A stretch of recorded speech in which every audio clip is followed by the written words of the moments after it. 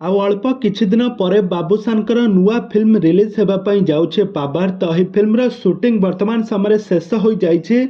ଆଉ ଏହି ଫିଲ୍ମରେ ଅଭିନେତା ବାବୁସାନଙ୍କ ସହିତ ଅଲିଉଡ଼ର ଜବରଦସ୍ତ ଅଭିନେତ୍ରୀ ଏଲିନା ସାମନ୍ତରାୟଙ୍କୁ ପ୍ରଥମ ଥର ଆପଣମାନେ ଦେଖିବା ପାଇଁ ପାଇବେ। ଦୀର୍ଘ ଦିନ ଧରି ବାବୁସାନ ଏବଂ ଏଲିନାଙ୍କର କୌଣସି ବି ଓଡ଼ିଆ ସିନେମା ରିଲିଜ୍ ହୋଇନଥିଲା।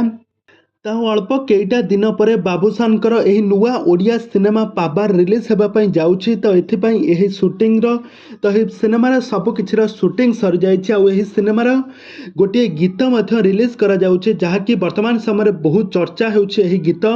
ଆଉ ଏହି ଗୀତଟିକୁ ରଜ ମାର୍କେଟରେ ବହୁତ ସାରା ଡିମାଣ୍ଡ ନେବ ବୋଲି ବହୁତ ସାରା ଦର୍ଶକମାନେ ବେଶ ଉତ୍ସାହିତ ଅଛନ୍ତି। ଆଉ ବାବୁସାନ ଏବଂ ଏଲିନାଙ୍କର ଫ୍ୟାନ୍ ଫଲୋଇଂ ମାନେ ବହୁତ ଏକ୍ସାଇଟେଡ୍ ଅଛନ୍ତି ଏହି ସିନେମାଟିକୁ ଦେଖିବା ପାଇଁ। ସମସ୍ତେ ବହୁତ ଖୁସି ଅଛନ୍ତି ବାବୁସାନଙ୍କର ଏମିତି ଏକ ନିଆରା ଚଳଚ୍ଚିତ୍ରକୁ ଦେଖିବା ପାଇଁ। ପ୍ରଥମ ଥର ପାଇଁ ବାବୁସାନ ମହାନ୍ତି ଏକ ସରପଞ୍ଚ କ୍ୟାଣ୍ଡିଡେଟ୍ ଭାବରେ ଇଲେକ୍ସନ୍ ଲଢ଼ୁଥିବାର ନଜରରେ ଆସିଛନ୍ତି ଏହି ପାବାର୍ ଚଳଚ୍ଚିତ୍ରରେ। ପାବାର୍ ଚଳଚ୍ଚିତ୍ରରେ ଏଲିନା ହୋଇଥିବେ ଜଣେ ସ୍କୁଲ ଟିଚର। ଆଉ ଏହି ସ୍କୁଲ ଟିଚରରୁ ତାଙ୍କର ପ୍ରେମ କାହାଣୀ ଆରମ୍ଭ ହେବ। ଆଉ ଏଥିରେ ବହୁତ ସାରା ଇମୋସନାଲ ସିନ୍ ମଧ୍ୟ ରହିଛି, ବହୁତ ସାରା ରୋମାଣ୍ଟିକ ସିନ୍ ମଧ୍ୟ ରହିଛି। ଆପଣମାନେ ସବୁ କିଛି ଏଥିରେ ଦେଖିବା ପାଇଁ ପାଇବେ। ତ ଏମିତି ଏକ ନିଆରା ଜବରଦସ୍ତ ନୂଆ ଲୁକ୍କୁ ଏଥର ରଜରେ ବାବୁସାନଙ୍କ ଫ୍ୟାନ୍ମାନଙ୍କୁ ବହୁତ ଆକୃଷ୍ଟ କରାଇବ, ଦର୍ଶକମାନଙ୍କୁ ବେଶ ପସନ୍ଦ କରାଇବ ବୋଲି ବାବୁସାନ ମହାନ୍ତି ବେଶ ଆଶା ରଖିଛନ୍ତି। ତ ବର୍ତ୍ତମାନ ସମୟରେ ବାବୁସାନ ଏବଂ ଏଲିନା ଏହି ସିନେମାଟିର ପ୍ରମୋସନ୍ ଆରମ୍ଭ କରିସାରିଛନ୍ତି।